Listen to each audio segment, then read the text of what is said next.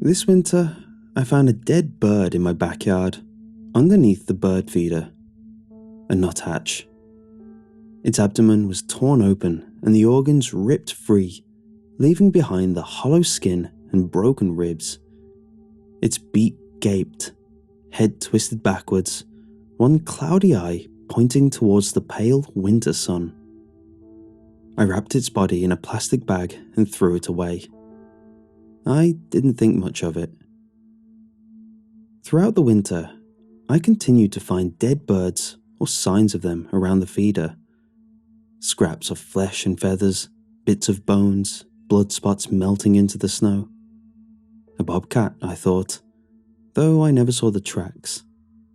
Just the deep prints of the deer, their hooves sinking into the snow as they traversed my yard, forlornly searching for some surviving vegetation in the long winter. Spring came. The snow melted, turning the ground to spongy mud that sighed and shifted with every step. Now the birds died quietly, their bodies cradled in the young grass, and I did not find their remains until the earth had overrun them, dragging bone and feathers into a shallow grave with only a scrap of skull or beak protruding. The insects left these corpses untouched. I buried the ones I found fresh in my garden. The rest, I let nature reclaim for as much as she would. I found how they died one chilly evening, when the sun sat low on the horizon like a bloated tick. I stood at the back window, the curtain pulled open just enough so that I could watch as an emaciated deer made its way across my yard. The winter had been hard on it, I thought. Perhaps our area was overpopulated, and this one could not find enough food among all the others. Its legs shook as it walked, its ribs protruded such that I could see every ridge, and in the half-light, they seemed almost white. Its eyes were vacant hollows in a skull, with skin so tight it betrayed every contour of the bone beneath. The abdomen seemed to be gone, a dark hollow directly after the ribs. I pitied it. It went to one of the pine trees by the back fence. It nuzzled the branches, shaking the tree like a ship in a gale, and then shoved its head past the outer growth and into the dark interior. It had a bird in its mouth when it withdrew its head. A baby, translucent skin scattered with the spines of growing feathers, overlarge skull bobbing like a marble on a string. The deer jerked its head back, tossing the bird up as it opened its mouth wide, its throat like a pit, and its teeth snapped down on the bird's body. I did not need to hear anything to know what the crunch of the bird's spine sounded like. It did this twice more, reached into the tree, removed a bird from its nest, and ate it. By the third, I pulled the curtains back so that I could see the entire yard, aghast at what I was witnessing. The deer saw me standing there. It looked at me as it chewed, blood running from its mouth and down its neck, fledgling feathers and bits of twigs clinging wetly to its lips and nostrils. This was why I never saw bobcat prints around the bird feeder, only the imprint of deer's hooves. I began to take walks in the woods. It's a handful of acres that surrounds my house, joining with my neighbour's handful of acres, and then their neighbours, forming a pocket of wilderness in the heart of my small town. There are paths, though I do not know who wore them down, as I have never met any other person out here in the forest. There are stone walls as well, barely as high as my knee, an overgrown tumble of boulders marking long-forgotten property lines from colonial times. This is where I saw the god. I felt its approach. Something passed over the forest, a sense of unease, and I stopped in my tracks and looked around at my surroundings. There was a tight spot between my shoulder blades at the back of my neck, a quiet, primal instinct whispering that I was in danger, that my life was at risk. It wasn't something I'd heard whispered to me very often before, not with such urgency. Around me, the forest fell silent. The birds were mute. Then the air was filled with the rustle of leaves and the hum of wings, like electricity as they fled. I was standing near a stone wall, and I ducked behind this, dropping low to the ground on my knees, hunching my back over so that I was only as tall as the top of the wall. And I looked over it into the forest in the direction the birds had fled from. It was the deer, the same from my backyard, emaciated to the point that it should not even be alive. No, it wasn't alive, for now the skin had peeled away from its chest and slowed off, leaving behind a tattered line that only half covered the ribs like a mantle. Its abdomen was split open, the skin hanging like curtains that wavered with every step it took. It had grown antlers, too quickly. The deer should not yet have a full rack, and they were twisted and incoherent, growing like the branches of a tree with no pattern or reason to them. Its eye sockets were empty, hollow pits that leaked a black substance like tar. I covered my mouth with both hands, as if I could stop my breath so that it could not hear me. I should have fled, I thought, along with the birds. Something was moving inside its chest, growing clearer as it came closer to where I was hiding. I saw feathers, brown and black and gold, bones, a writhing knot of birds, beaks opening to cry out in silence, claws convulsing on each other as they struggled for purchase inside their prison of the deer's ribcage.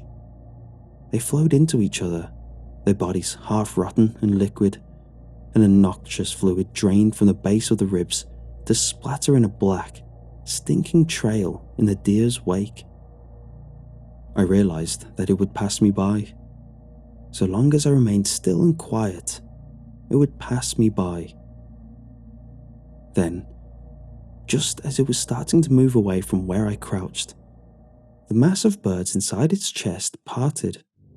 The wings and squirming bodies drew back, fleeing deeper into the deer's abdomen, and something new emerged from the darkness inside. A human hand clutched the bones of the ribcage, the flesh sallow and wet with grit. A bone sprouted from the wrist, long and thin, the skin stretched over it, mottled with the spines of growing feathers. I saw a neck, thin and shaking, broken with a patchwork of charcoal feathers. Its shoulders heaved, the fingers convulsed, and a skull slammed up against the bone, pressed along the interior of the ribs, straining at its prison. The skull of a bird, as large as a human's, the black beak sliding between the gaps, opening soundlessly, the empty eye sockets fixed on where I knelt in the dry leaves. The deer paused. I was shaking, and I felt I could not move, not even to flee. I think I was holding my breath the entire time. It twisted its head, nuzzling at its exposed ribs. It opened its mouth. There was a glimpse of its white teeth, and it seized one of the birds, ripped it free from its chest, and the thing struggled, flailing its wings that were nothing but bone and dry, dirty feathers.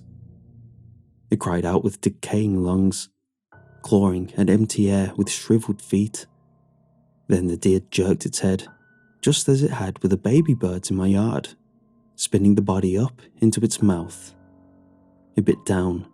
The wings were severed from its body and fell to the ground, and it swallowed the rest. The creature inside vanished back into the darkness of its chest. It resumed walking, and I remained in hiding until the birds returned and I heard them calling out to each other once more. Only then did I stand on trembling legs and walk over to where the deer had stood.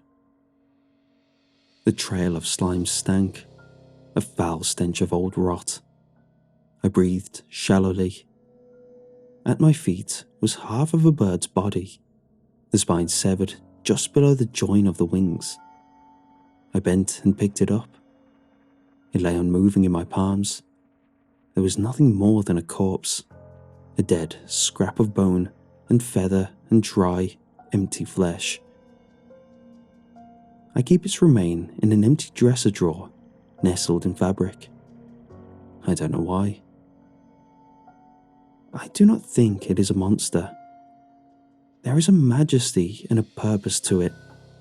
I hid from it because I felt the terror of insignificance, of powerlessness, and I wonder if it would have done anything to me had I stood, if it would have just passed on by, because it is a god, and I am beneath notice. I do not go into the woods anymore. Those acres are mine on paper alone.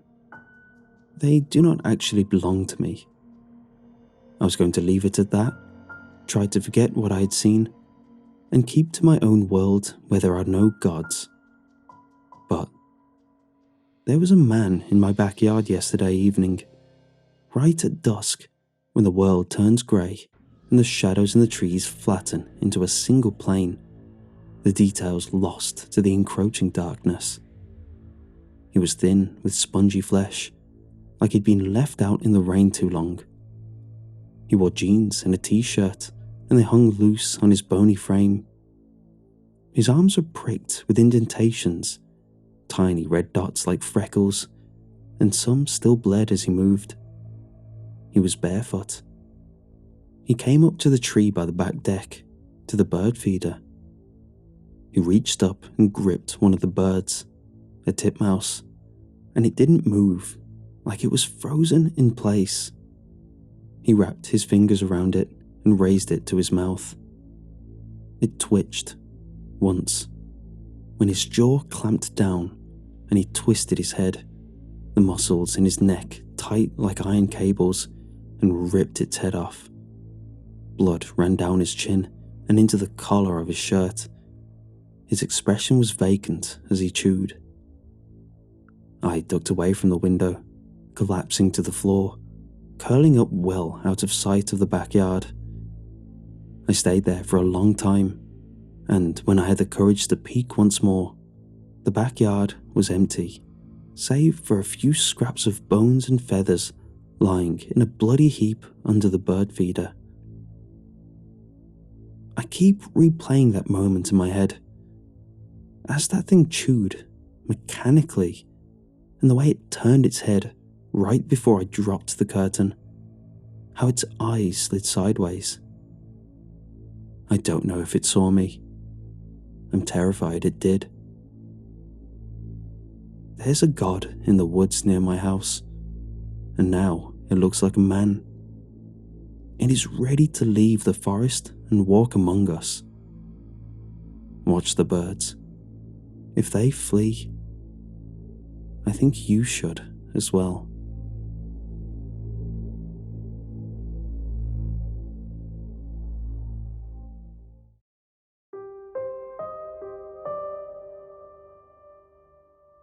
Before I tell you about the videotapes, I need to give you a bit of context.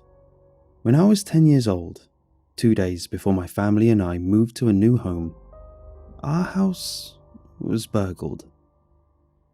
We'd gone out for lunch at our soon-to-not-be local Indian to celebrate successfully packing up our entire lives into labelled boxes and piling the big pieces of furniture into the now unusable front room.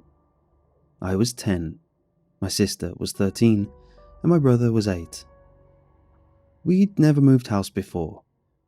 For 2 months, the whole endeavour seemed to involve a lot more stress, shouting, mess, and chaos than it did excitement. But now that it was finally done, we were thrilled at the thought of moving to a new, bigger place in the suburbs of the city. We returned to our house with smashed windows, smeared dirt on the carpets from hurried feet and muddied boots, and several of the boxes missing. Turns out, if you carefully label boxes with things like TV, camcorder, hi-fi, silverware, etc., you're basically hanging a neon sign above your valuables. We were devastated. The loss of so many expensive pieces of electronics was bad enough. We'd just moved house. How could we afford a new TV, etc.? But if any of you have ever been burgled, you'll know the sense of violation and fear is pretty grim. My mum refused to stay another night in the house. I kid you not, we took laundry totes filled with the sleeping bags we took on family camping holidays and went to camp in our new, empty living room. If it wasn't such a miserable situation, it would have been an adventure. Of all the items we'd lost, perhaps the saddest loss was the VHS camcorder. This was the 1990s, and no one was uploading their films straight to the cloud.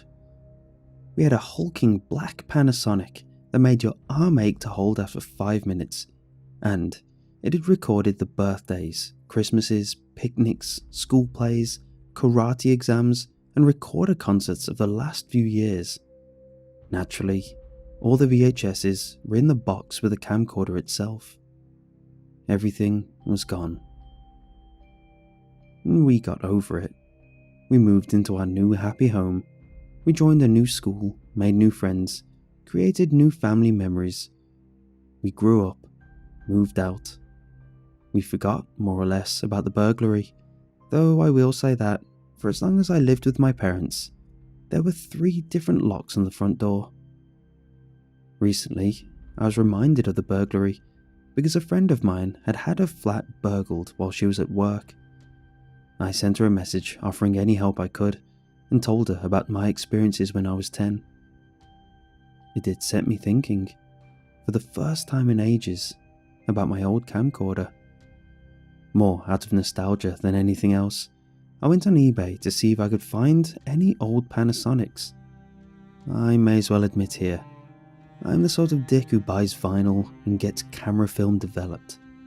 VHS camcorders are up my idiot street. So imagine my shock when I saw our camcorder for sale on eBay.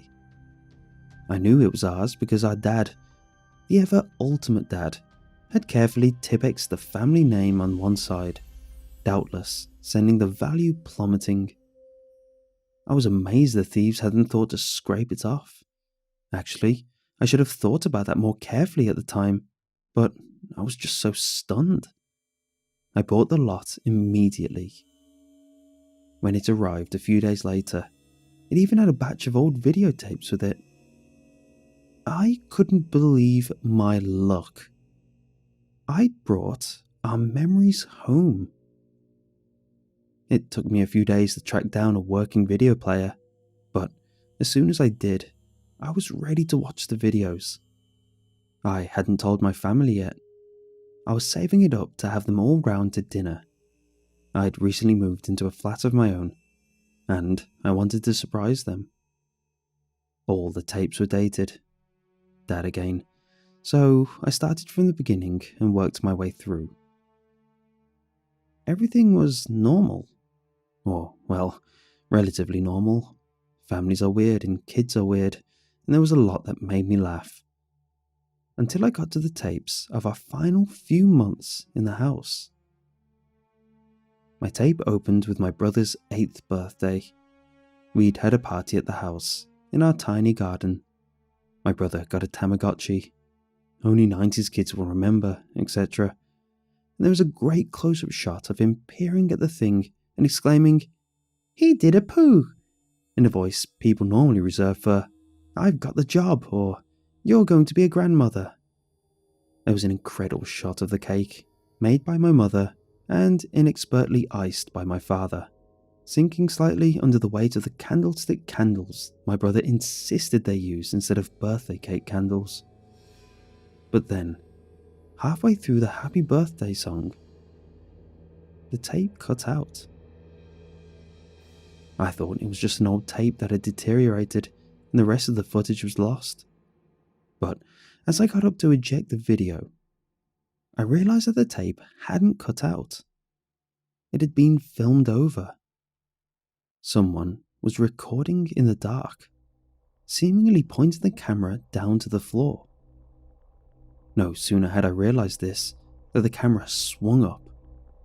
I could make out 5 petal-shaped glass panes arranged in a semicircle through which a dull orange light shone through. It took me a few seconds to realise what I was seeing. It was the glass above the front door in my childhood house, seen from the inside. The orange light was made by the street lamp outside. I thought, oh my god, typical dad. He only bloody recorded over Jimmy's 8th birthday when he was fiddling with a thing one night. My dad was, and is, an insomniac, and an inveterate fiddler with technology. The shot swung around again, and I could just about make out our staircase. My dad was taking the stairs confidently in the dark. Obviously, he'd been going up and down them since my sister was brought home as a newborn 13 years before. The camera paused in the hallway and headed to the bathroom I used to share with my brother. You could see a line of warm light in the darkness. I couldn't sleep with the door closed. Still can't. And my brother Jimmy couldn't sleep without a nightlight. In my dad went, and filmed our little angelic sleeping faces for, I fancied, a tad too long. I looked forward to making fun of him about this when I showed my family the tapes. The next room he filmed was my sister's.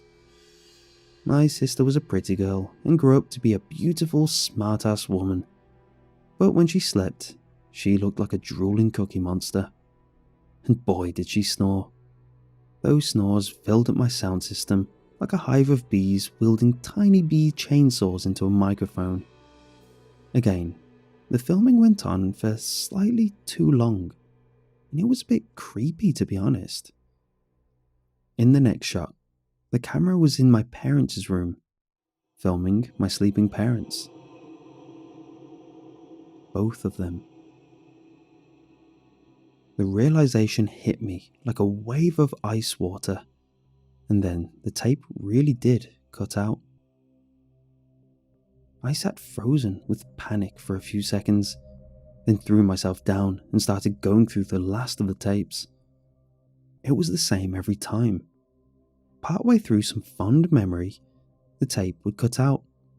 The semicircle of glass would come into view, and the unknown camera person would make their way up the stairs to linger over the bodies of my sleeping, vulnerable family.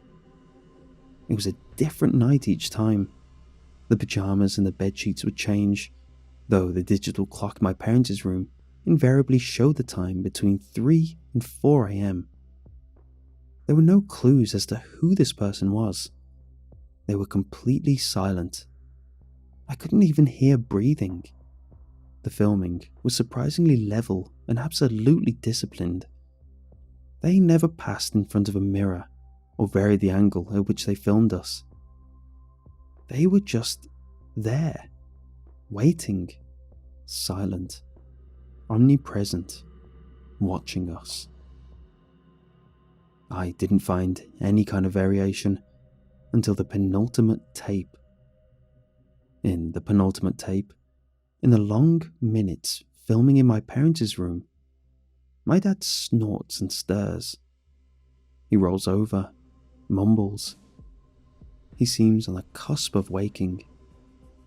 The camera jerks as if the person holding it was startled and swings down slightly as if they'd loosen their hold. For a few moments, a hand is visible, flexing in the darkness. Then, abruptly, the camera rights itself and pulls back out of my parents' room. Very, very slowly, it turns upwards, towards the ceiling. It focuses on the fire alarm, and then the hand comes into view again. The hand freaked me out something awful. It didn't look like a normal hand. The skin was pink, clumpy, twisted, as if it had been melted and hardened again. The fingers were bent, crushed. Black rings of dirt were packed under the nails, but despite its malformation, perhaps its injury, the hand dexterously reaches up to the fire alarm, opens it, and takes out the batteries. This video is dated 4 days before the house was burgled.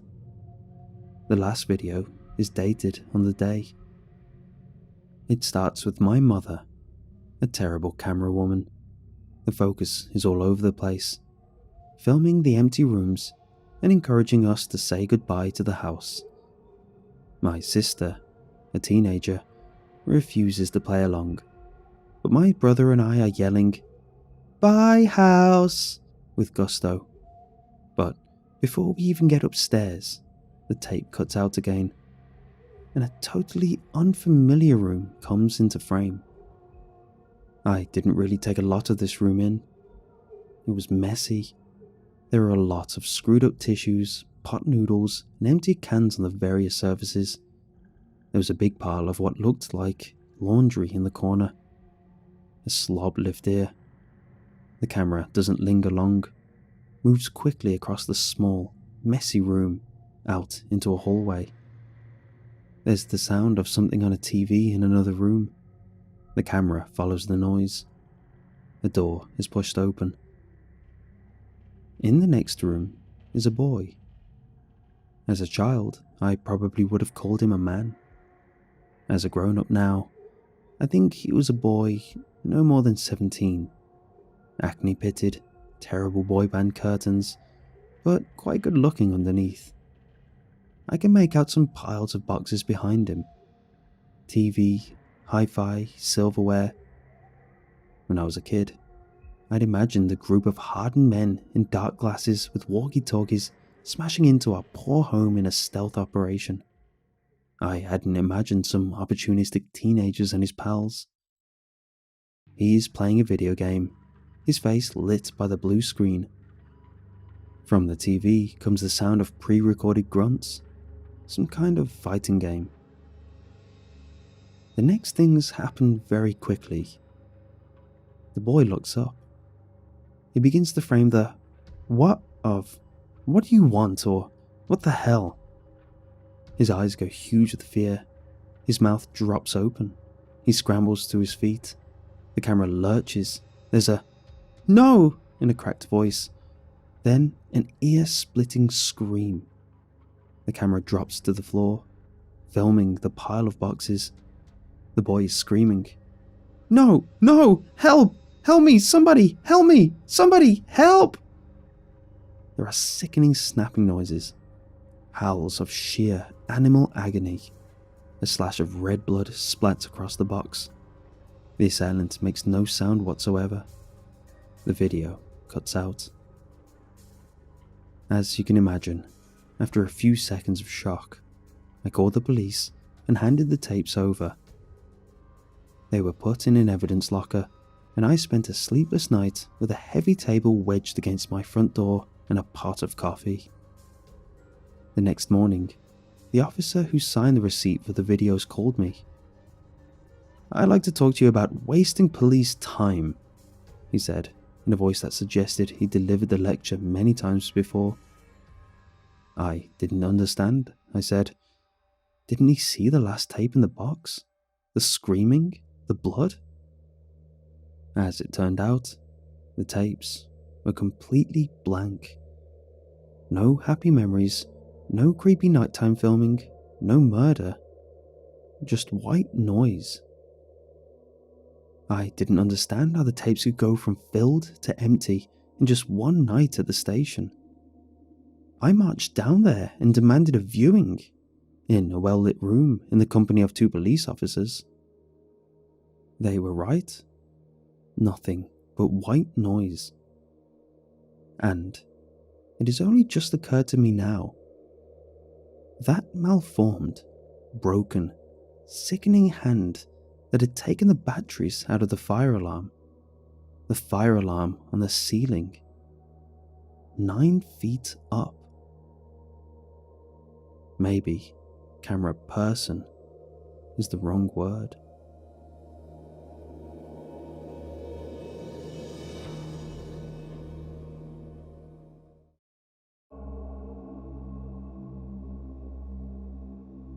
There is a banana lady in every town. You might have to look for her, but I would advise against this. She's not someone you would like to meet. You may find her on a less populated side street in your neighborhood. She's always facing the opposite direction from where you are approaching. She sits on one of those medical rollators, dressed in a white nightgown. Her fingers are short and stubby, and they are always peeling a rotten banana. They're her favorite. I found ours by mistake. I live in a quiet suburb in northern Florida. The winters are cold here, lacking the typical sunshine of our southern neighbors. I work in an office about 15 minutes from home. I live alone, and that's how I like it. My days off are spent relaxing, reading, writing, watching movies, avoiding all human contact if possible. I have a simple, boring life, and I had every intention of keeping it that way. Until I found her. I was driving home from work one evening in early January.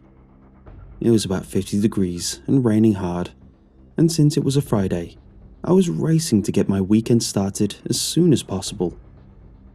I sped up to get through a yellow light at an intersection about 2 blocks from my house. To this day, I regret how anxious I was to get there. I was so close, and if I had slowed down for the light, maybe none of this would have happened. Maybe I never would have found her. My little 99 Corolla hydroplaned in the middle of the intersection. I panicked and swerved to the right, running my car up onto a curb and sliding down the sidewalk of one of the neighborhood side streets. The car came to a stop, just before ramming into a lamppost, narrowly missing excessive front-end damage and probably hurting me as well. That would have been the least of my concerns. I was fine, save for a spell of heavy breathing and a few "oh my gods" as I sat on the sidewalk and watched the rain continue to pelt my windshield. I realized I'd never been to this area of the neighborhood before, which wasn't strange since I didn't get out much. I looked out my passenger side window and saw several large houses looking over me on a small hill. They seemed to go on forever, each with perfect lawns and perfect little fences and not a single light on in any of them. This was odd, especially because it was only about 7, but even more alarmingly, for the lack of assistance if I had caused a commotion or was seriously injured. The rain was dying down now, and I turned to look out my windshield. Somewhere further down the street, I spotted a shape in the middle of the next intersection. It was too small to be a car, maybe a motorcycle, but I thought I could definitely see the shape of a person sitting on whatever it was. I still have no idea what compelled me to do what I did next.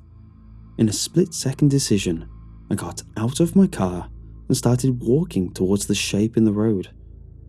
I think part of me wanted to be a hero.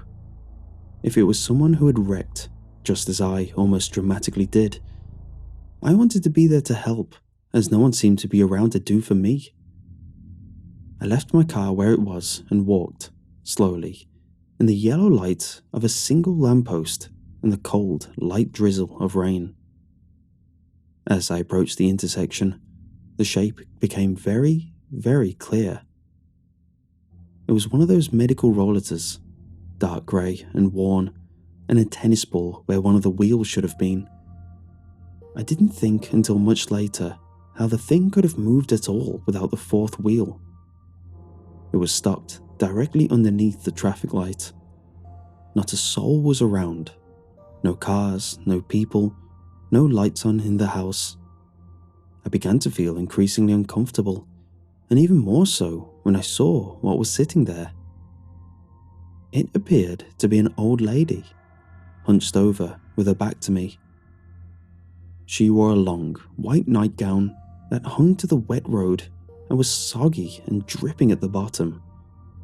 She had a short bob of silver hair and dark liver spots all over her neck and what I could see of her arms. But then I noticed more of the details. more disturbing features.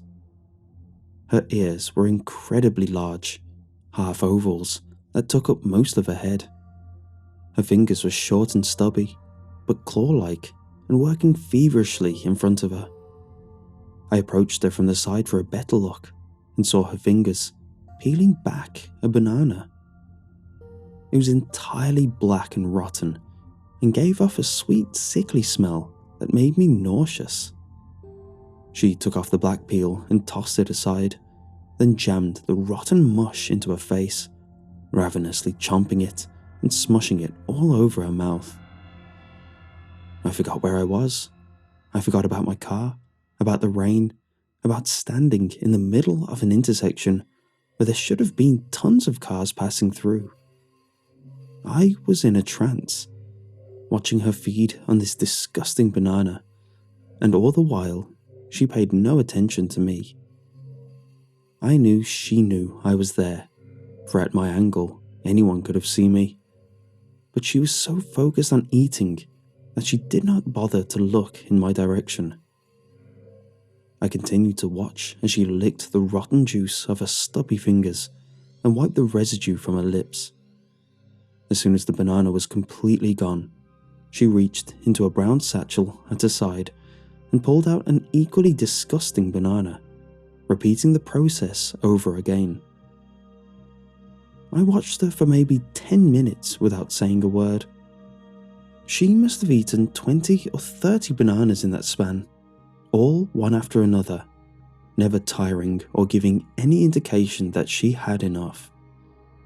It was like she was satisfying a hunger, a ravenous hunger, for rotten bananas, as if all her energy relied on them.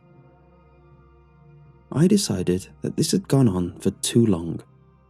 I stepped closer to her, which was a mistake, and spoke to her, which was an even bigger mistake. "Ma'am?" I said, trying my best to sound like I had normal concern for an old lady in the road, and not the kind as if I were concerned with someone eating like that. She stopped. Mid-bite, she paused with a rotten glob in her hand and turned to look at me. I now saw her face.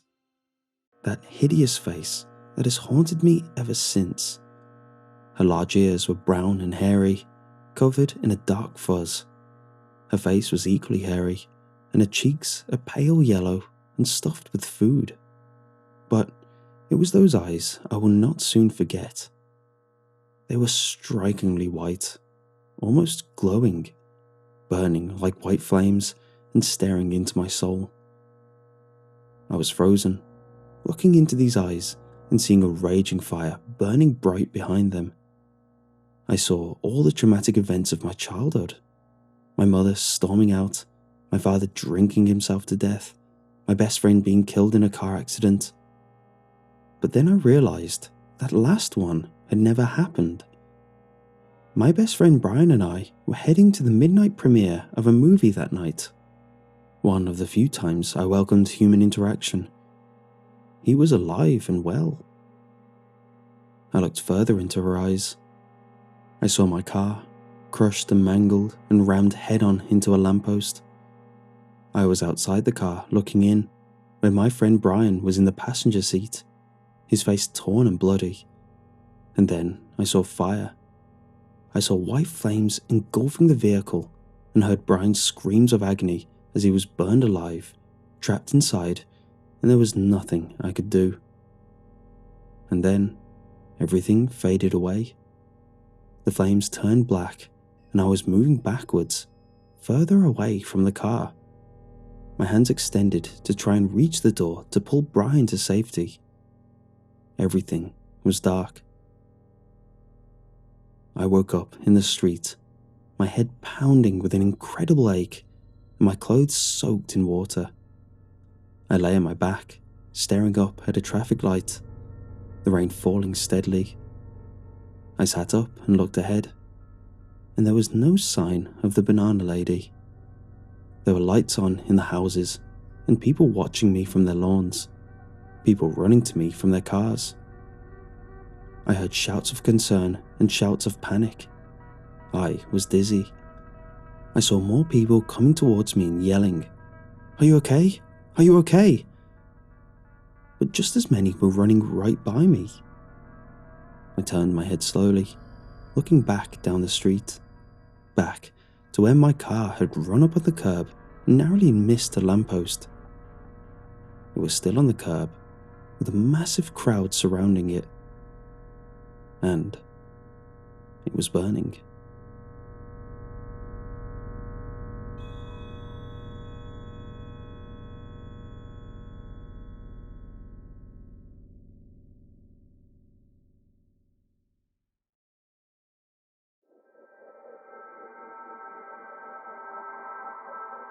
Patient 1. My entire life is a sin. From the moment I defiled my mother's body in the delivery room to the countless times I forgot to wash my hands before making love. Patient 2. It's like I'm the world's most disgusting porta-john. People would rather crap in public than take a dump in me.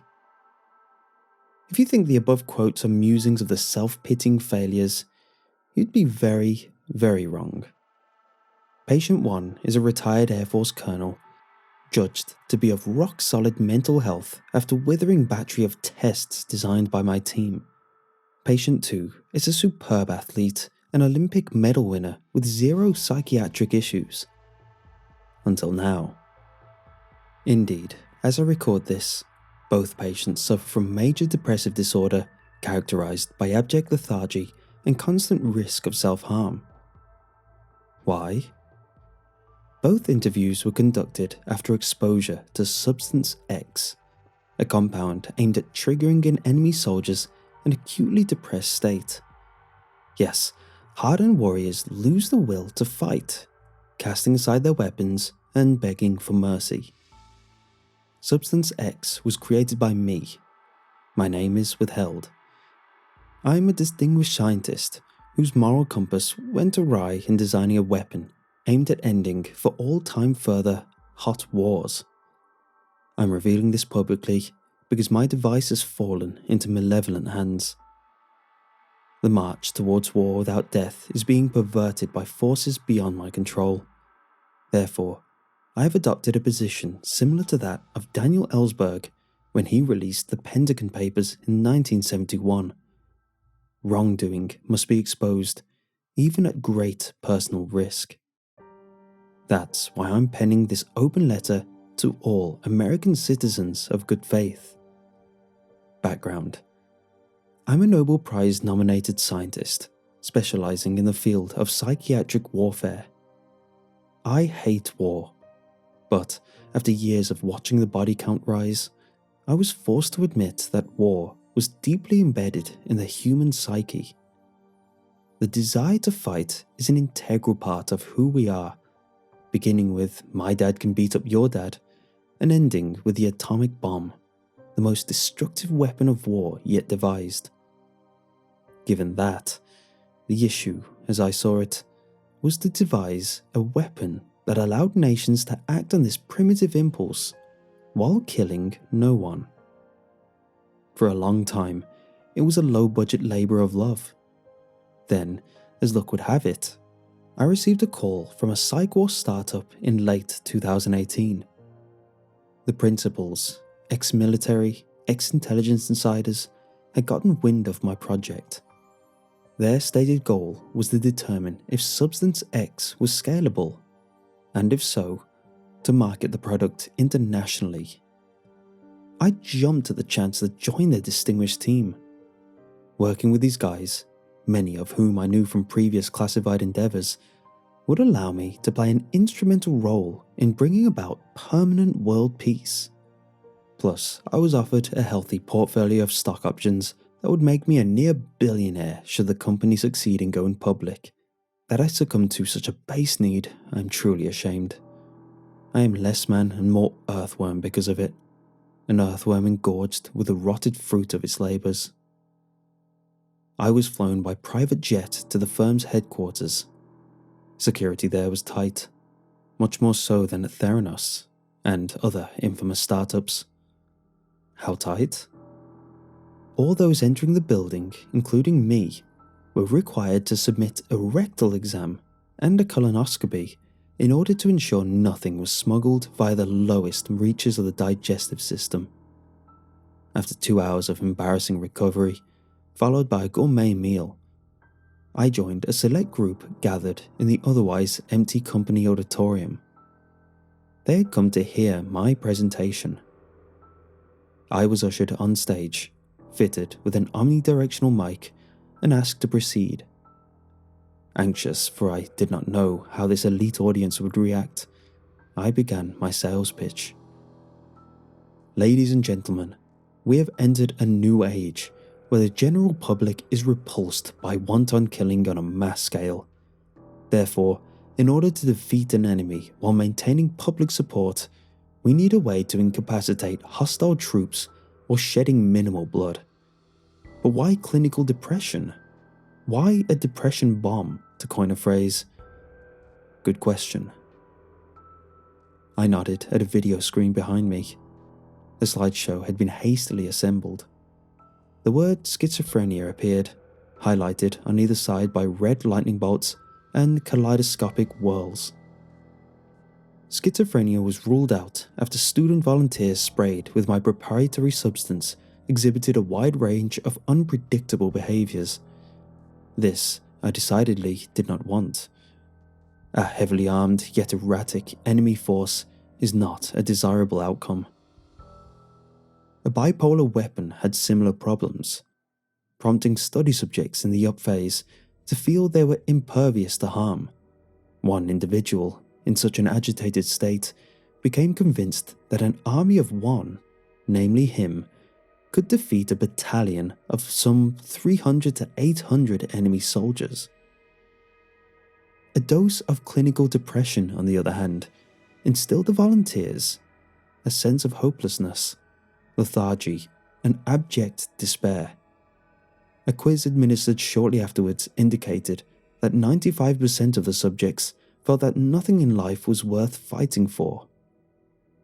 The implications, I said, as those words appeared on the screen, are that in a wartime setting, similarly disheartened enemy troops could be taken prisoner with minimal struggle. Once behind barbed wire in outdoor camps, they could be administered a reviving dose of the generic SSRI. Back to psychiatric baseline, they could then be put to productive use in work camps until all their fellow hostiles were dosed and the conflict came to a swift end, with a clear victor yet minimal casualties on both sides. After a tense pause, during which sweat dripped from my brow in a humiliating close-up on the video screen, the entire audience rose as one and began clapping and hooting with scattered shouts of "Hear, hear!" Should I take that as a signal you want me to move ahead? I asked, fighting back tears. My dream of bloodless wars was about to take a giant step towards becoming a reality. Yes, immediately, if not sooner. A former NSA insider cracked wise to gales of laughter from the ebullient throng. In short order, I was issued luxury living quarters on company grounds, a crack staff, unlimited budget, and, yes, stock options, after my attorney intervened. Should the company go public, I plan to donate 50% of my personal proceeds to the National Humane Society in honor of my deceased wife, a dog lover and champion of orphaned potbelly pigs, of which we had 15 until she suffered cardiac arrest while shoveling a veritable mountain of hog mess. Filthy swine, I should have butchered them all. Sorry, but I've been prone to volcanic outbursts of late, for reasons you shall soon understand. 2 frenetic days later, I began the next research phase. This time, due to the top-secret nature of the undertaking, study subjects were the creme de la creme of national security personnel. Men and women of high accomplishment and iron will, courageous volunteers willing to suffer weapons-grade despair until the administration of an antidote in the form of a high-octane, inhalable SSRI. The first session was a failure, which shamed me to no end. I felt like a naked man being laughed at by priests. I stationed the volunteers in a safe room, equipped with overhead sprinklers that, when an assistant turned them on, emitted a fine spray of Substance X, the same mixture I'd administered to college students with heartening results. I then waited for the elite military subjects to manifest the symptoms of major depressive disorder. Unfortunately, I had underestimated their ability to resist the power of the disheartening spray. They'd become sad, but not despondent to the point of incapacitating self-hate. The executive team funding my work was not happy. I was informed that, if an effective weapon was not created by the end of the week, my stock options would be halved. Under monumental pressure to achieve better results, I laboured for 96 hours straight to develop a fire extinguisher type weapon that blasted a thick fog of Substance X concentrate. My lab assistants pitched in to the point of exhaustion. Fighting back sleep, we donned airtight protective gear, entered the safe room, and sprayed a billowing cloud of Substance X until the makeshift weapon was emptied. We then exited, showered, and removed our cumbersome suits. Pulling on slacks, I hurried in my bare feet to an observation window and waited anxiously for the cloud to subside. The project's future was at stake. I knew that the demanding investors would pull the plug if significant progress had not been made. I was filled with a strange mixture of elation and sorrow when it became clear that the volunteers behind the glass were overcome with existential gloom. Elated that the experiment had worked, sorrowful that true American heroes had been reduced to such a pathetic state. They stood, catatonic, unable to make eye contact or utter a word. Then, one by one, as if Substance X was leaching into their very souls, these selfless patriots curled up on the floor, squealing like abandoned piglets marked for imminent slaughter. I alerted my corporate masters, who raced into the lab, clapping each other on the back. Some babbled on their phones. For all I knew, they were ordering fresh Lamborghinis or bigger mansions than they already possessed. At this, my spirits plunged. I now hated myself for selling a non-lethal but incapacitating weapon of war to mere profiteers. Disgusted, I wanted out.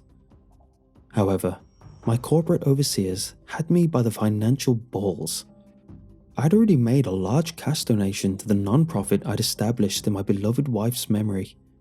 If I pulled out of the Depression Project now, my stock options would be taken away. I'd be penniless, and, with my reputation ruined, I'd be unemployable as anything but a greeter at Walmart. So, I answered yes when the CEO asked me to see if I could replicate the results in a variety of novel settings. After choking down a celebratory dinner, I went back to work. Day followed wretched day. Repeatedly, I was ordered to increase the dosage. As time went by, it became more and more difficult to justify the anguish I was putting my subjects through. It broke my heart to see these gallant men and women beg for sharp knives in order to cut their own throats. I refused further gourmet meals, aka bribes. I rapidly began losing weight. My face broke out from all the unrelenting stress. It was a hellish routine, saturating the safe room with new formulations of Substance X, taking notes as America's heroes fell apart, then exiting and thoroughly cleaning my protective gear. Mentally spent, I'd trudge upstairs to the executive suite and file my nightly oral report, which always seemed to meet with frowns and muttered disapproval. I began to suspect that management was taking actions behind my back. A misplaced file here, a notebook with a page missing. Who was entering the locked lab without my permission? What were they up to? The constant speculation made me wary, yet I'd lie awake at night, unable to close my eyes. My moral crisis reached a peak when a study participant, a highly disciplined martial arts wonder, was found hanging from his black belt after another round of Substance X. Fortunately, he was quickly cut down. Coughing and gagging, he survived. While many in top management high-fived this grotesque display of Substance X's supersized effectiveness, I was bothered to no end. Racked by guilt, I began staying in bed all day, unwilling to set foot in the lab. My mind became a rat's nest of racing thoughts. I developed agonizing aches and pains. And then came the final straw. The antidote stopped working. One night, despite countless doses of inhalable SSRIs, the fallen heroes remained critically morbid in mind and spirit. Management, indeed, had been laboring mightily behind my back to neutralize the effectiveness of any and all antidepressants. That's right, Prozac, et al. No longer worked. My top-drawer study subjects had been relegated to eternal mental agony. Many were institutionalized in a private psychiatric hospital owned at arm's length by the startup. I protested to no avail. It soon became clear that the company had misused my intellectual property for its own reprehensible ends. I was of no more value to them than a flip phone. Neither was my mission for world peace. While I've been allowed to remain in my luxury apartment, I haven't the energy to rise from the floor. I live in perpetual darkness with no hope of feeling like myself again. How can I state that with such certainty? Well, you see, I found a tear, a deliberate tear in my protective suit yesterday. For my perceived disloyalty, I'd been exposed to a toxic dose of the new and improved Substance X, for which there was no cure. My mind, my body, my soul are afflicted with unceasing despair. There's a gun on the coffee table and a recorder in my hand. With any luck, I will be able to resist the oblivion long enough to finish recording this open letter, to warn you, to warn every living soul of the true horror to come. The startup was just sold to a malevolent consortium of hedge fund managers. I'm now a rich man.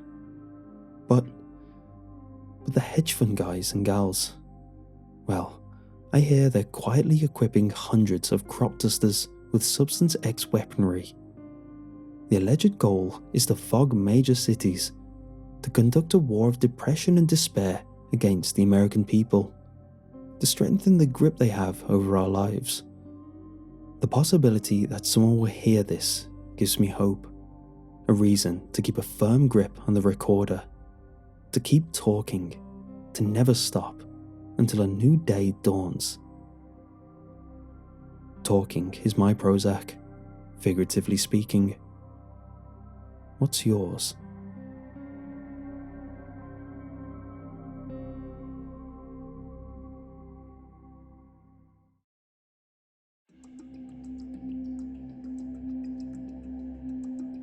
I've been friends with Alan since elementary school. We lived down the block from each other and basically grew up as brothers, with all of the good and bad stuff that entails.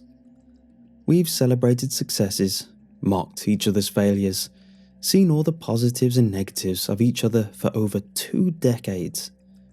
So when, a couple months back, Alan said that he was taking up figure sculpting, I snorted. I mean, what I wrote back was, "Cool, man, I can't wait to see it." But what I was thinking was, I can't wait to see you swearing about it.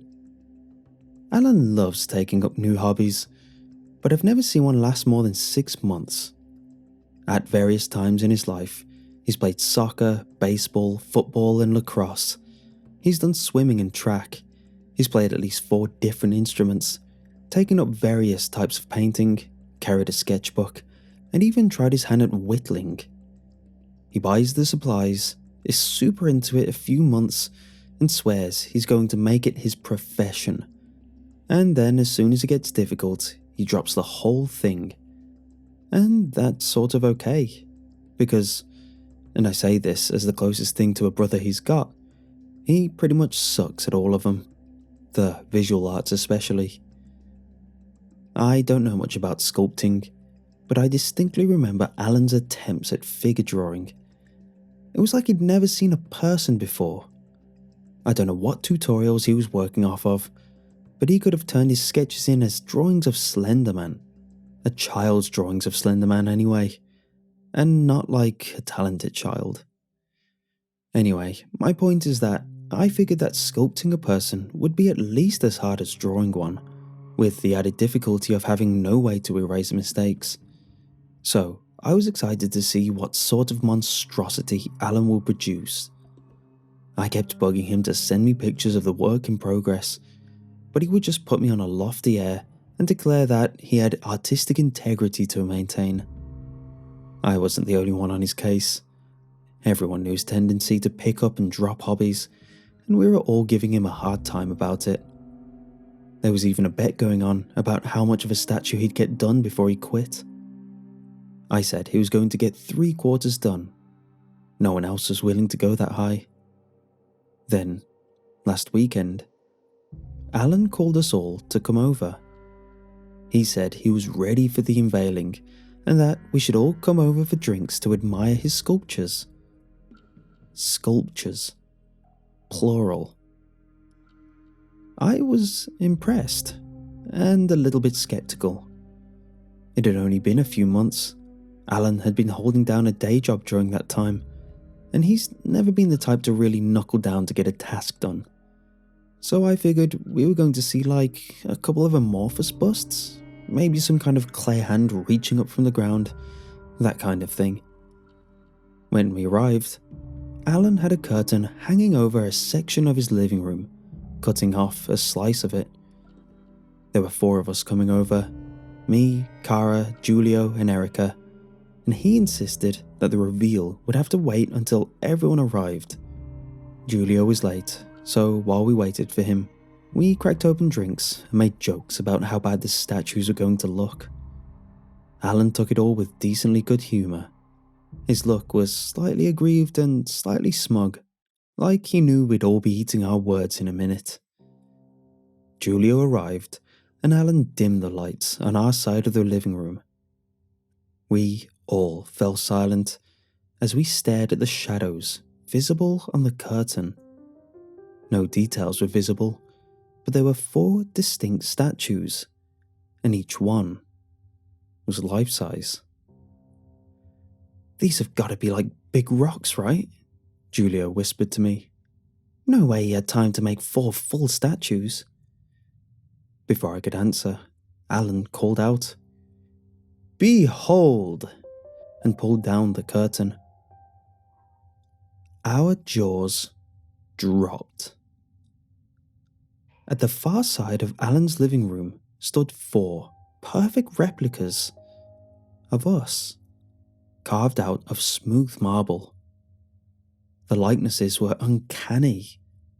We each walked to the statue of ourselves and did a slow circle, examining them for flaws. Mine was perfect, right down to the slightly bent nose and hitchhiker's thumb. It was astounding.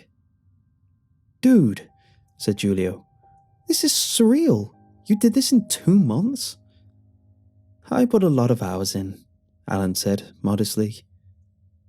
"What did you even work from as a model?" asked Erica, tracing a finger along the ridges of her statue's ear. "Facebook photos mainly. I used a posable figure for the overall shape, then filled in the details from your photos and general observation.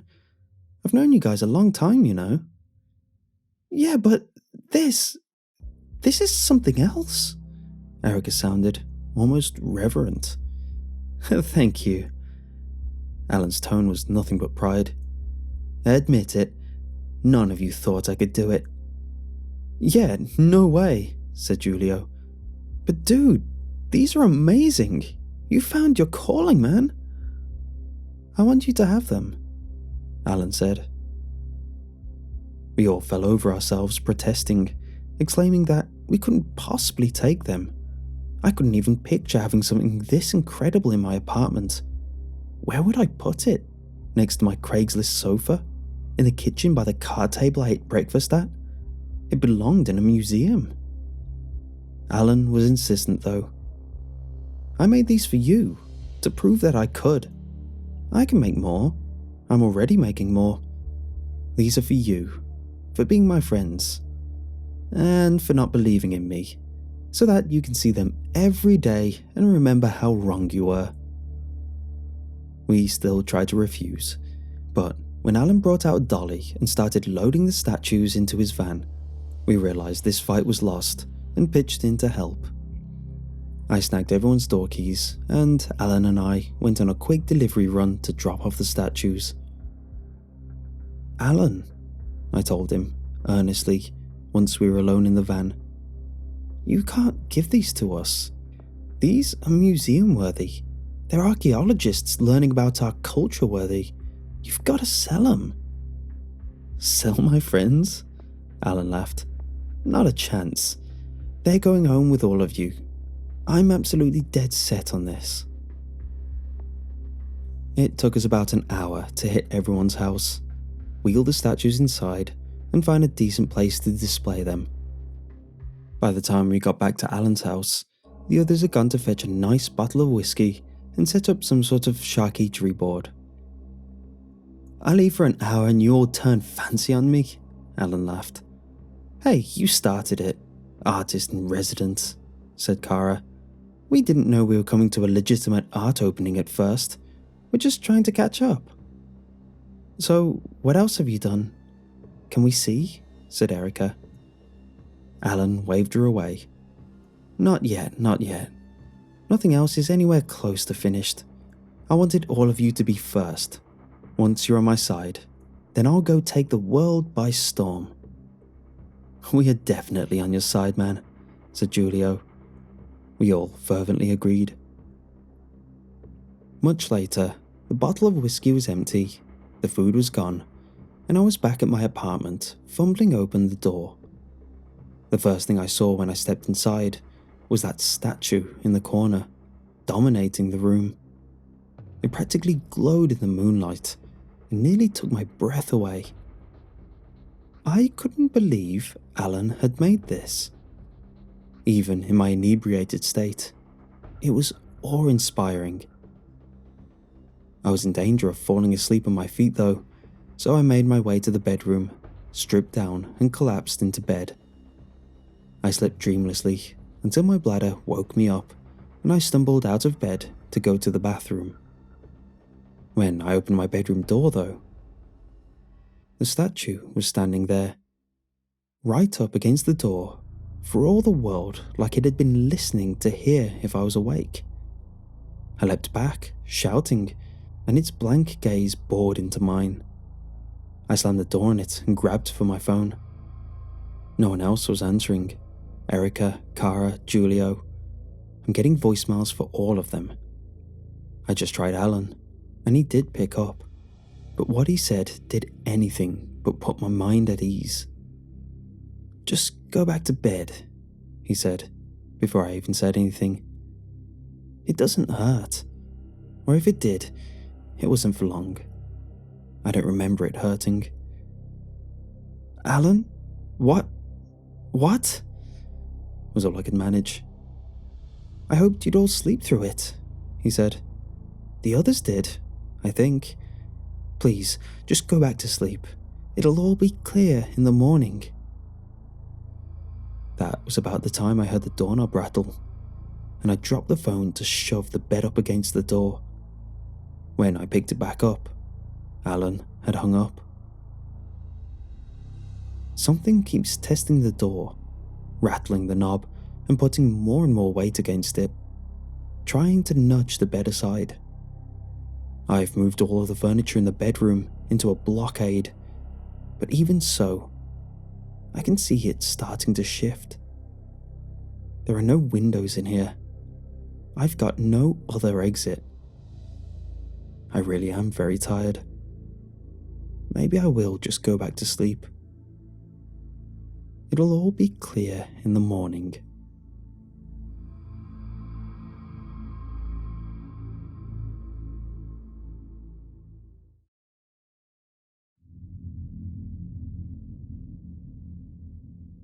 Grandad was the one who told us.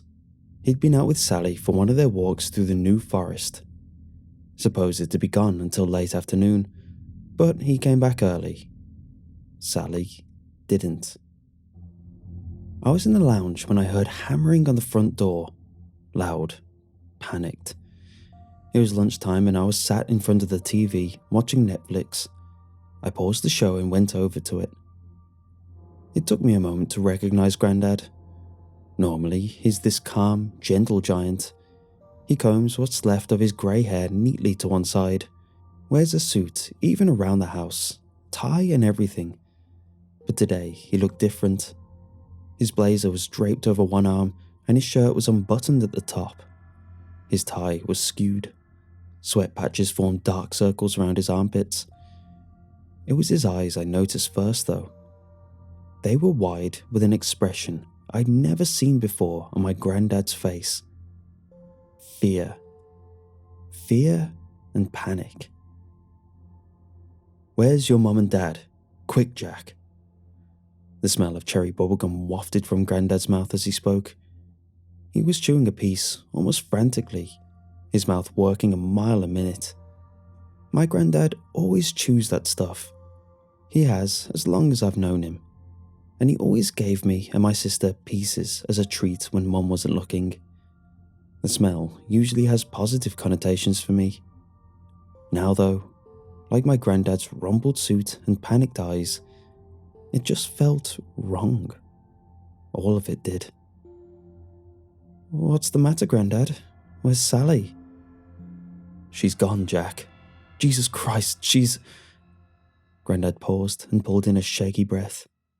Then he started sobbing.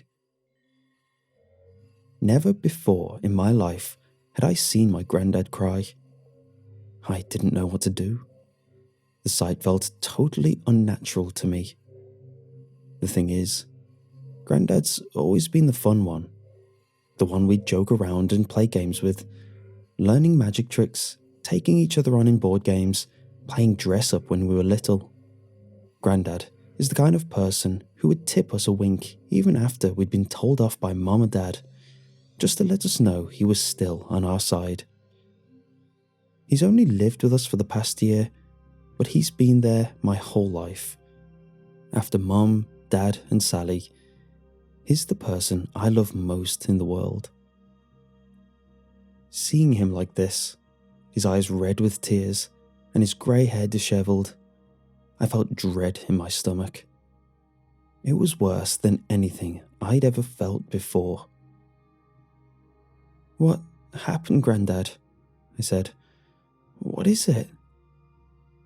"I swear I only left her for 2 minutes." Grandad's eyes were large and desperate. "I just went into the bushes for a pee and told her I'd be right back, but then she wasn't there. I looked all around and shouted and called her name. She's disappeared. It's like she's vanished off the face of the friggin' earth." I only thought of Sally's diary this morning. 3 days had passed. Sally still hadn't shown up, and things were getting desperate. The police and our entire village were in full search mode. Investigators had interviewed each of us separately, and were now, quote, following up several lines of inquiry. No one told me anything, of course, but I learned a lot from listening at closed doors. Apparently, a group of travellers had been staying in an area not far from the spot my granddad and Sally were walking, camping out illegally. I heard Dad tell my mum that the police were talking to each of them separately, seeing if they knew anything. And while that was going on, we had volunteers combing the area where Sally had gone missing. It was a big area, I overheard one of them say. Not many roads, plenty of room for a little girl to get lost. Sally's bedroom is separate to mine, and the police searched it the day she went missing, took away her phone and a bunch of other stuff in clear plastic bags, just like they do on TV. But there was one hiding place I didn't think they'd know about. As I crept into Sally's room this morning, I kicked myself for not thinking of the diary sooner. The last few days had been such a nightmare, it hadn't even crossed my mind. A blur of tears, questions, and hours of fruitless searching among the bracken. I'd felt useless mainly, a spare part. Big brothers, especially ones who are quite a bit older, like me, are meant to protect. They're meant to watch out for their little sisters. What good was I if I couldn't even keep Sally safe? Then, I remembered the diary. I'd stumbled across it months ago, completely by accident. Or rather, I'd stumbled across Sally hiding it. I'd gone into her room one morning to find her cupboard door open. Sally was hunched over in the corner, half visible among the clothes. It was only as I walked closer that I saw what she was doing, stashing a pink book beneath a loose floorboard. I'd crept quietly out without saying anything. I didn't want to startle her, and I'd guessed straight away what the book was.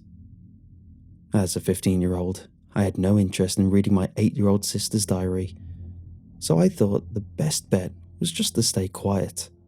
Let her keep the secret to herself. Now, walking across Sally's room towards her cupboard, I had a weird mixture of fear and hope in my stomach. It was a long shot, I knew that. But maybe there was at least a chance I'd find something. Maybe I could help. I creaked the door open. Sally's cupboard was dark and messy. My shoes crunched across sweet wrappers on the floor. I pushed piles of clothes to one side. It didn't take me long to find it. The floorboard in the far left corner had a hole in it clogged with paper. I pulled it out and worked my finger in. Then I lifted up the board. The pink book was the only thing in the space beneath. Crouching down in the darkness, I opened it up, used the light of my phone as a torch. The latest entry was dated 3 days ago, the day Sally went missing. As I read the first line, I felt fear growing in my stomach like weeds. Dear Diary, the alien came to visit me again last night. I never told you about the alien before, even though I wanted to, because it made me promise. But now I think I have to tell. The alien is tall, and it's got an ugly grey head and narrow black eyes. It visits me at least once a month. I wake up in the dark, and it's in the corner of my room by the cupboard, watching me. It hardly ever speaks. But the one time it did, it told me I'd been chosen for an experiment, a special and secret experiment that I could never tell anyone about. Then I followed it through the cupboard door, and there was all this white light on the other side, so bright I couldn't see. And the next thing I knew, I was back in bed again, and the alien was gone. I couldn't remember anything. I'm scared to tell, but lately I keep forgetting stuff during the day, and my head feels funny. So now I think I have to. I don't think I can tell Mom and Dad about it though. They'll be cross with me for keeping the alien a secret so long. Signed, Sally. I reread that page several times in the cupboard. The fear in my stomach had blossomed into a full-grown sense of dread. I kept thinking about how Sally had just disappeared. There one minute, gone the next. Like a hole had opened up in the sky and swallowed her. After a few more minutes, I got up to leave the cupboard. I kept the book in my hand. There were other entries that I needed to read, and even then I knew I'd have to show it to someone. My parents, or Grandad maybe, or the police. As I went to leave the cupboard, my foot crunched down on another sweet wrapper. I paused. There was something in the back of my mind nagging me, a sense I'd missed something obvious. I looked down at my feet, and as I did, the whole nightmare puzzle suddenly began slotting into place. Images flew through my mind like a film reel unraveling. An image of the day I'd found out Sally was missing. An image of us playing dress up when we were younger. An image of a tall, shadowy creature standing in the corner of my sister's room. A creature that told her not to tell anyone about it, and that took her into the cupboard to do experiments on her. Experiments she couldn't remember. Mostly, though, I thought about the wrapper beneath my feet. The wrapper in my sister's cupboard. One of many. That wasn't a sweet wrapper after all. It was a bubblegum wrapper, cherry flavored. The puzzle finished forming in my mind. I felt sick. There was no alien. There never had been an alien. It was Grandad.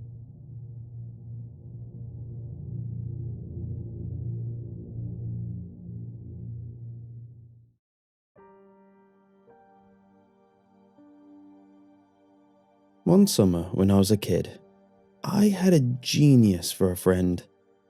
Perhaps friend is a strong word. Dimitri was simply the boy my age who lived in the house behind mine. But a genius he absolutely was. Dimitri loved strategy games. First we played chess, and when he grew bored of beating me in that, we played the Pokemon card game, then Magic the Gathering, then Warhammer 40k, using the meager armies we could afford, of course. I never won any of these games, save for one time that Dimitri didn't realise I had to discard only one fire energy from Ninetales to attack, not two like Charizard. Dimitri was a master of both science and the humanities, even at his absurdly young age. His room was filled with books about relativity and military history. He claimed his dad was a scientist who worked for the government in Virginia, but I never met him. He lived with his mom, but I didn't see her around much either. She was usually sick with some malady or another and confined to her room. Adults were rare at Dimitri's place, so we were mostly left to play our games in the basement.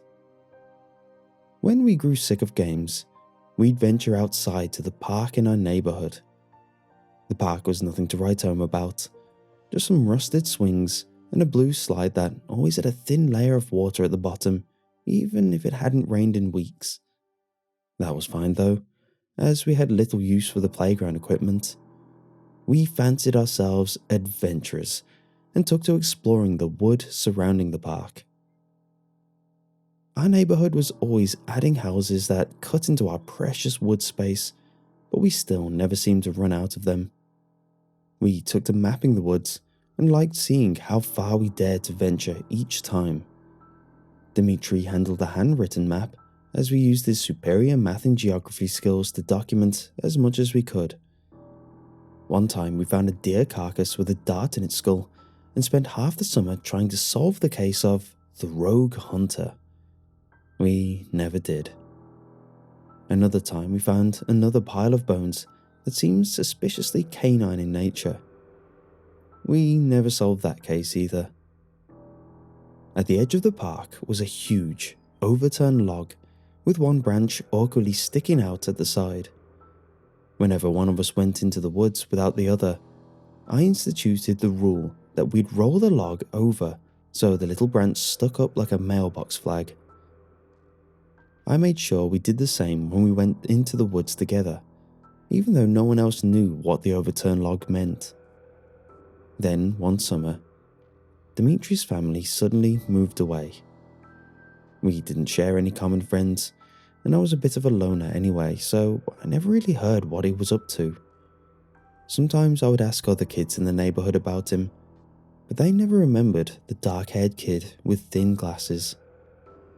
Occasionally, I would recall our adventures in the woods, or the times I got destroyed in magic, and would Google Dimitri to see what he was up to. I never found a trace of him on the internet. More than a decade after Dimitri and I had spent a summer together, he was a ghost. Then one day, he knocked on my front door. It was a couple of years after I'd graduated college, and I was still living with my parents in the old neighborhood as the job market was rough and I needed to save money on rent. One Saturday, my mom and dad were out of the house running errands, and I was at the kitchen table in front of my laptop applying for jobs, but in reality doing anything but that, when I heard a knock on our front door. Not a doorbell ring, a knock. When I opened the door, I laughed because I recognized him immediately. He was an adult now, of course, but he looked exactly the same dark hair and even darker eyes. He had even somehow maintained the darkened outline of a peach fuzz mustache that he insisted on never shaving when we were kids. "You probably don't remember me, but Dimitri!" I cried and swept him into a big hug. I was always a hugger. Dimitri was not. We chatted briefly on my front porch before I realized I should invite him in. At my family's kitchen table, I asked what he had been up to, and he gave some fairly expected answers. He'd gone to an Ivy League school and graduated top of his class. He had somehow double majored in engineering and economics.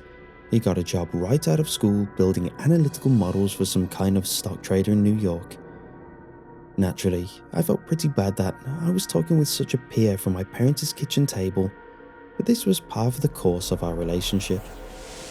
We were always the brilliant Dimitri and his dumbass little friend, and I honestly made peace with that. "What are you doing in town?" I finally got around to asking. My mom is sick," he said. This was not a big surprise, as she always was. Still, this must have been a different kind of sick if he had come home from New York. "I'm sorry, man. Is there anything I can do?" "No, it's fine. My uncle has been able to help a bit. Just thought I'd pitch in," he said. "In fact, that's not the only reason I came home." "What else is there?" I asked. "I've been working on a big project, and I was hoping you could help me out with it." I was stunned. What kind of project would Dimitri need my help with? He must have sensed my confusion and panic because he added an addendum. "The project is mostly finished. I'm just going to test it tomorrow, and I'd like someone there. You know, like a friend," he said, looking up from the table to glance at my response. I was touched. Dimitri and I were technically friends, but I couldn't ever recall him actually acknowledging that. Whatever this project was, I was going to help him with it. "Absolutely," I said. "What's the project?" "I have to get back to my mom now, but I'll tell you about it tomorrow. Can you meet me at the park?" "The park?" I asked.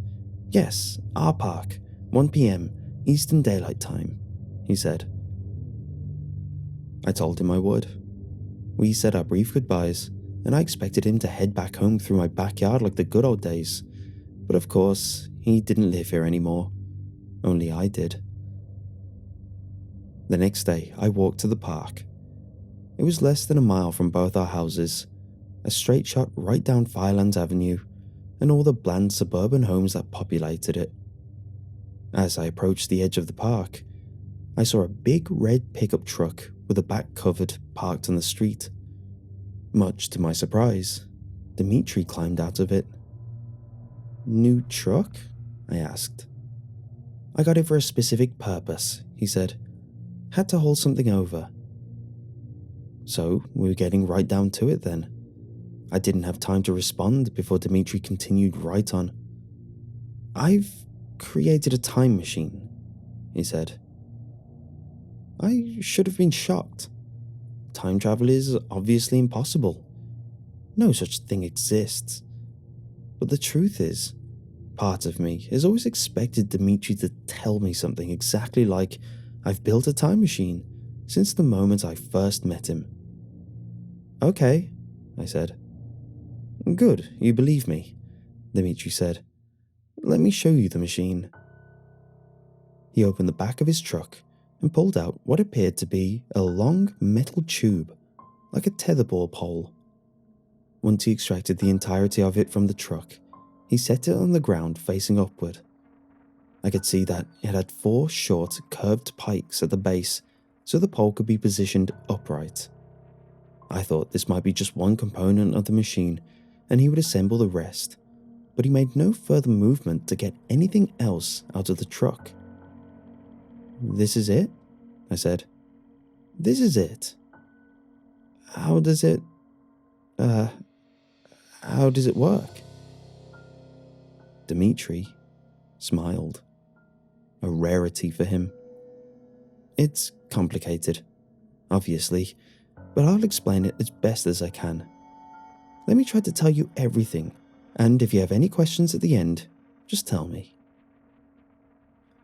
Dimitri didn't really bother to explain the nuts and bolts of what the machine did to send people back in time, only that it could.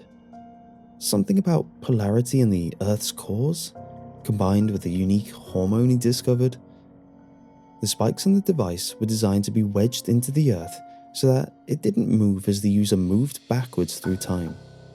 Time and space are inseparable, he said, and it was paramount to remain in the same space as one moved through time.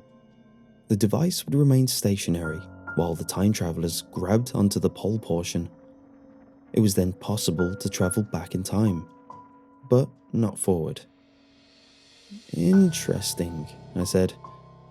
"How far back can the time machine go?"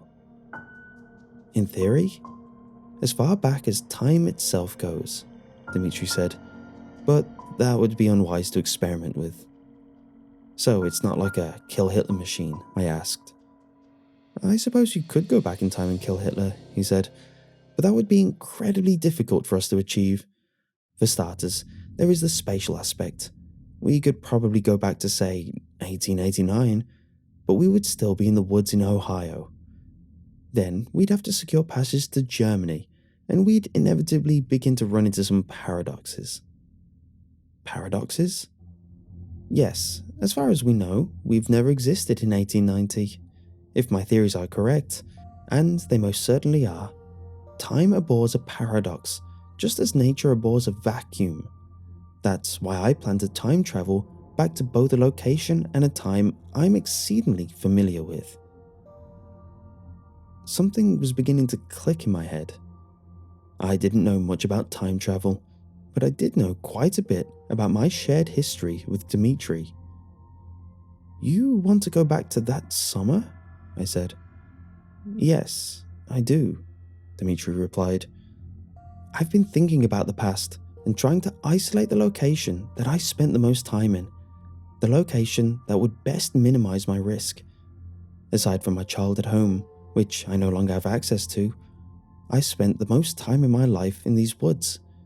That's why I want to travel back to that summer and then walk around these woods. That should help limit temporal displacement." "Temporal displacement?" "Like a time sickness. To avoid it, it's best to go back to a time you're familiar with, and to recreate the conditions of the time as best you can. I will take us back to this exact time on Saturday, July 20th, 2007. The Earth should be in roughly the same position then as it is now. That should take a lot of the pressure of the machine's supporting rods." My enthusiasm for time travel was beginning to wane a bit. Dimitri's genius always had my implicit trust, and if that genius said a trip back to the summer of '07 to visit the woods was safe, then it was safe. But I was also beginning to see my role in all of this. In order for Dimitri's trip to work, he needed every item and circumstance to be the way it was when he was a kid. He needed me. But did he need me as a fellow time explorer? Or a prop? In an uncharacteristic move for him, Dmitri seemed to pick up on my discomfort. "And I'd like you to come back with me too, of course. Sometimes you pick up on the obvious stuff that I miss, so let me know if you think there are any paradoxes or simple time travel rules I've missed." I knew by obvious stuff, Dmitri meant stupid stuff, but I was heartened by it all the same. I remembered the Ninetales Charizard debacle fondly. I did have a tendency to pick up on the obvious stuff that he took for granted. I thought for a moment. The concept seemed to pass the idiot test. "What if we see ourselves?" I asked. "We won't," Dmitri said. "I know the day in question we're going to. We're at your house and I'm at soccer practice. But what if we do?" "Then we do. It's not that big of a deal. If we saw ourselves in the past, then we did already, and clearly it didn't mess us up or anything. Do you recall meeting an adult who looks just like you?" "I don't think so." "It's like Harry Potter and the Prisoner of Azkaban rules then." "Sure, it's like Harry Potter rules. There will ultimately be no damage to the time stream, but I can't guarantee that seeing your younger self won't hurt somewhat. Again, your brain doesn't necessarily want to be in a different, older time. You might get a hell of a headache or something." I considered the risks for a moment, then said, "Let's do it." Dmitri had me leave my keys, wallet and phone in the truck. He also procured a new set of shoes for me to put on, an extremely old pair of New Balances in my size. We then picked up the long machine and held either side of it. We made our way through the park, more rusted up than ever, and arrived at the edge of the woods. "Wait a minute," I said, as Dmitri prepared to enter the woods. I walked over to the familiar, fallen log on the ground and flipped it on its side, so the small branch pointed upwards. "Now we can go." We made our way through the familiar portions of the woods. Before long, we reached the portion where suburban sprawl had claimed most of the trees. A portion of the woods stopped short and were replaced by an open field of tall wheatgrass. Developers had cut down the trees to make a clearing, but had never gotten around to building houses. "This will work," Dmitri said. We cleared out some of the wheatgrass and placed the pole's spike into the earth, pounding it with our feet until the pole stood rigid and immovable. "Okay, we have 2 minutes until takeoff, as it were. Remember, even though we're going back to somewhere our brains are familiar with, we still might feel the time sickness. Don't worry about that. We'll head back to this clearing, and then we'll walk around the woods a bit, maybe even head to the playground to observe whoever is there. Understood?" "Yes," I said. "Good. The path we'll take has already been well trodden by us. The machine will be waiting for us when we get back to the clearing. This whole thing will take 20 minutes, and when it's done, we will be the first 2 human beings to ever travel through time. Damn, it's about time. Grab the pole." I grabbed the pole, and Dmitri did the same. Dmitri flipped open a panel on the machine that I had not seen before. He pushed the button, and suddenly wind was rushing at my face. Traveling through time wasn't inherently unpleasant, but it was weird. It felt as though a cold hairdryer was blowing directly into my eyes. As I squinted, I could make out flashes of colour, but little else. My hand held firm on the machine, and it felt sturdy, as did the ground beneath my feet. It suddenly occurred to me that I never asked Dmitri how long this process would take, but before I could ask, the rushing stopped, and I was directly in front of a tree. The clearing was no longer a clearing. That portion of the woods hadn't been demolished yet. It was darker now in the shade of the trees, but I felt the midsummer humidity on my skin all the same. "We did it," I said, unsure if it was a question or a statement. "We did it," Dmitri said. My stomach immediately lurched with unease and excitement. I was somewhere the universe didn't want me. I was a time astronaut. Well, let's look around a bit. I remember most of the details of our map. The deer skull should be a few hundred yards that way, he said. He wouldn't even stop to let me catch my bearings. Dimitri was steadfast in making the physical journey through the woods. I knew how he thought. It was not enough for him to travel to the past. He needed to do his own moonwalk. We made our way through the woods, and I felt pang after pang of nostalgia. These were the woods. These were our woods. I hadn't been in them in years, but our makeshift map still lived on in my mind. It was beautiful. We saw notable landmarks like the blue bungee cord we once tied around a tree to see if it made it easier to climb. It did not. We saw the deer skull, and I've never been so thrilled to see the remains of a dead animal. As we saw each relic of the past, my heart beat even harder with the enormity of what we had done. Dimitri seemed to be enjoying himself even. Usually all purpose and strategy. I could see something suspiciously like happiness in his eyes. He proposed that he head towards the edge of the woods so we could see if anyone was at the park. Before long, we had arrived to the entrance of the woods, and I noticed the first sign that something was wrong. I thought you said I was at home watching TV and you were at soccer, I said. You are, or were, rather, and I was, Dimitri replied. Then why is the flag up? Dimitri looked down to see where I was pointing. The messenger log was on its side. Flag pointed straight up to the heavens. Huh. One of us might not have put it back down in '07, Dimitri said. I always turn the log over when I was out of the woods, I said. Well, I forget sometimes. I'm kind of forgetful, Dimitri said.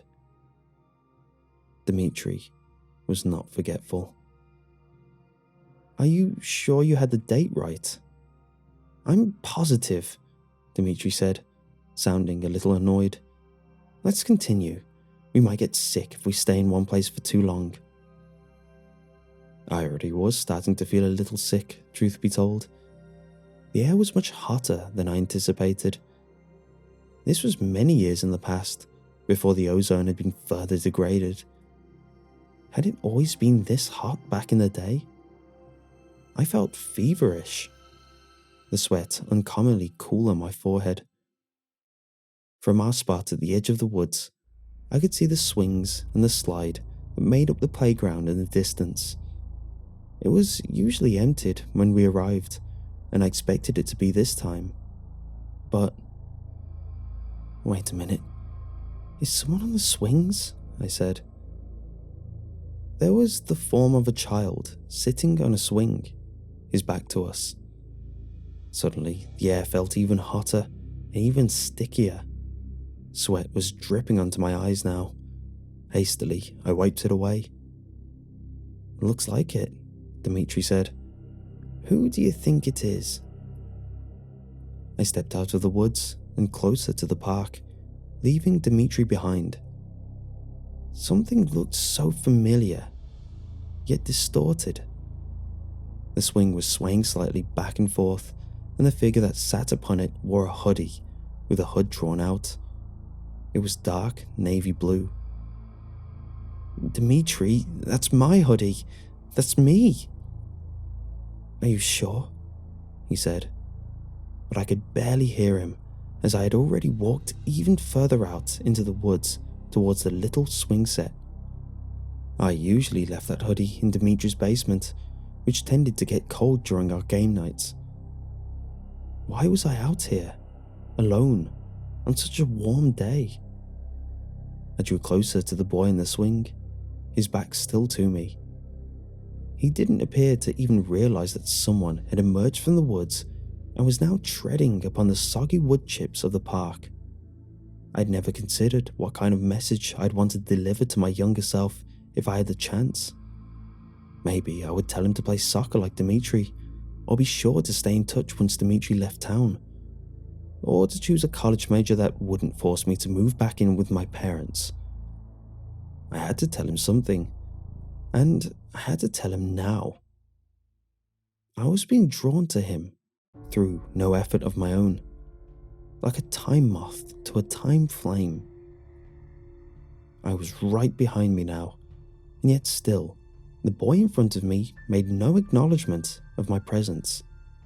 Perhaps I, had headphones on. I maneuvered to the front of the swing. The boy didn't look up. I kneeled down so I could see into my own eyes and thought of what message I'd deliver. As I did, the boy pulled his hood back, and I saw dark hair and dark eyes. It was Dimitri. Pain exploded in my temple. It felt like an anchor was pulling my frontal lobe apart from the rest. Instinctively, my hands flew up to my face, and I felt myself collapse into the wood chips. I could feel a fever spread throughout my body. I didn't want to open my eyes to see the little preteen paradox before me, and even if I wanted to, I couldn't. The weak sunlight trickling through the canopy was suddenly blinding to me. I felt the UV rays pulsing even behind my closed lids. "You were right. He reacted just like you did the first time," young Dimitri said. I could hear the sounds of someone else stomping upon the park grounds. "Told you," old Dimitri said, as I faintly sensed him stepping over my body on the forest ground, closer to his younger doppelganger. "What time do you have?" old Dimitri asked. "It's 2:22 p.m. Eastern Daylight Time," young Dimitri said. "Good. He'll be here in what, 5 minutes?" "Correct.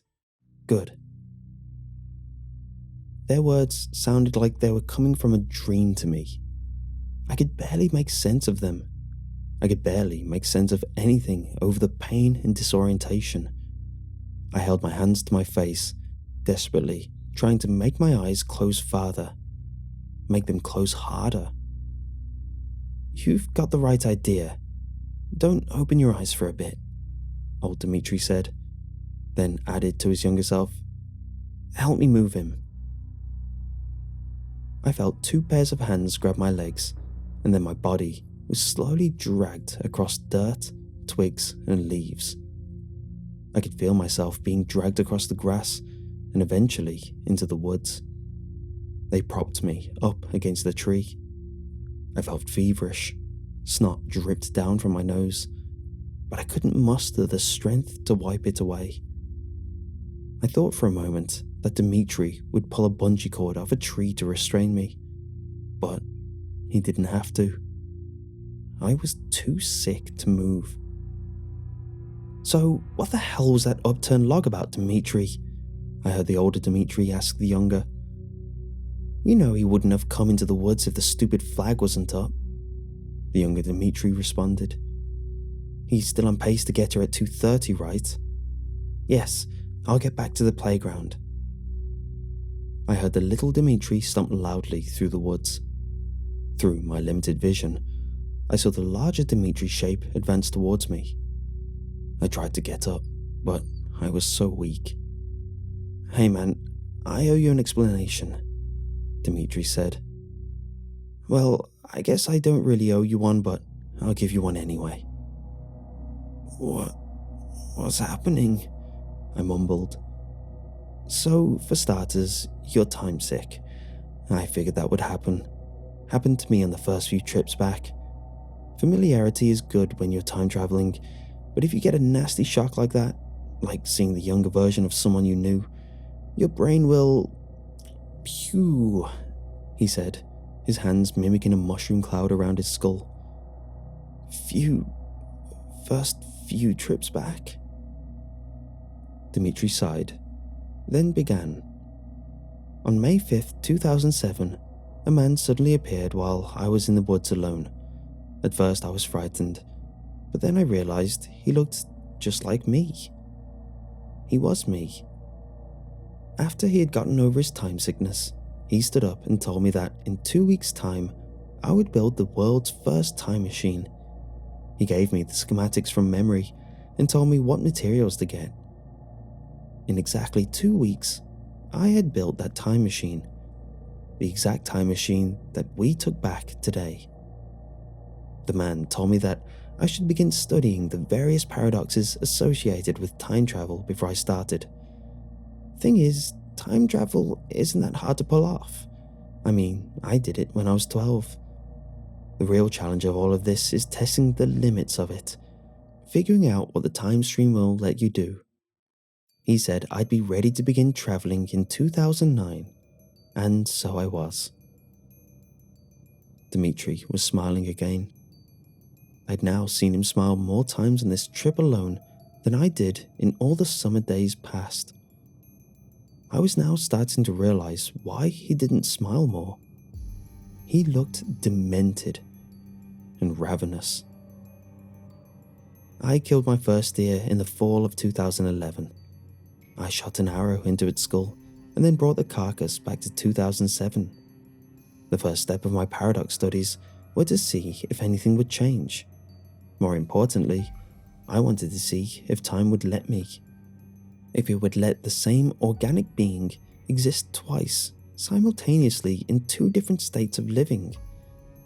It did. That wasn't a good argument for the soul, I guess. The next year, I brought some neighborhood dog back to 2007 and shot it there. The original 2007 dog continued on with its life, undisturbed, until it met me in 2012, of course.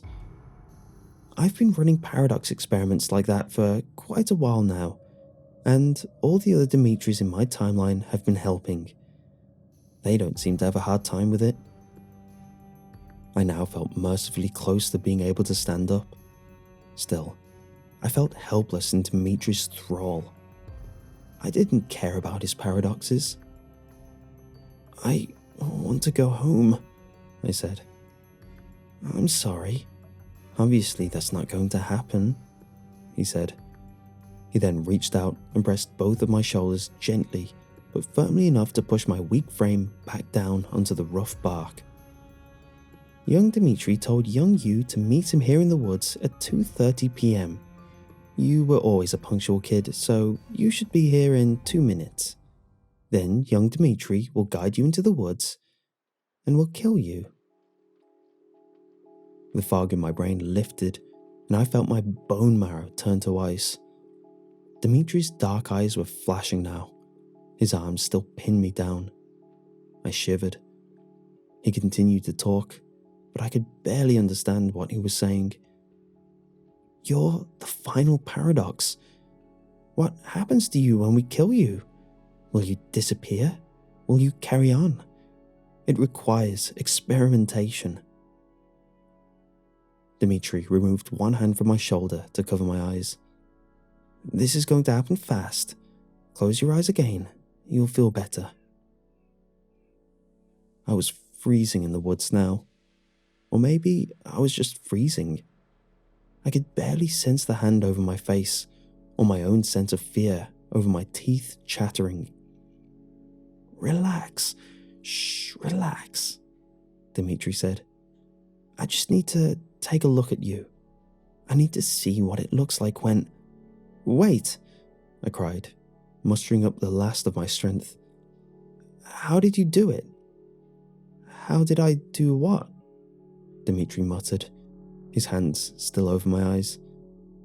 How did you kill me back in 2007? I mean, how is Dimitri going to do it now? How am I going to die? Suddenly, I could see again, and was vaguely aware that there was no more pressure on my shoulders. Once my eyes had adjusted to the light, I saw Dimitri sitting back on his feet, a blank expression on his face. I didn't, he said. I haven't killed you yet. The plan was always to wait for the future, then take you back, and my younger self would kill you. But I don't remember my younger self. I mean, me when I was... I don't remember. Oh God, Dimitri's head exploded. The sound was quick and dull, like a baseball bat cracking open a watermelon. All I saw was red. Then I felt disgustingly warm viscera covering my face like a soggy mask. I opened my mouth to scream, expecting to taste blood, but instead tasted nothing. I was at my kitchen table again. The neurons in my brain were telling me that someone had just knocked on the door. Not rang the doorbell, but knocked. I got up from the table, moved to the foyer, and opened the door. No one was there.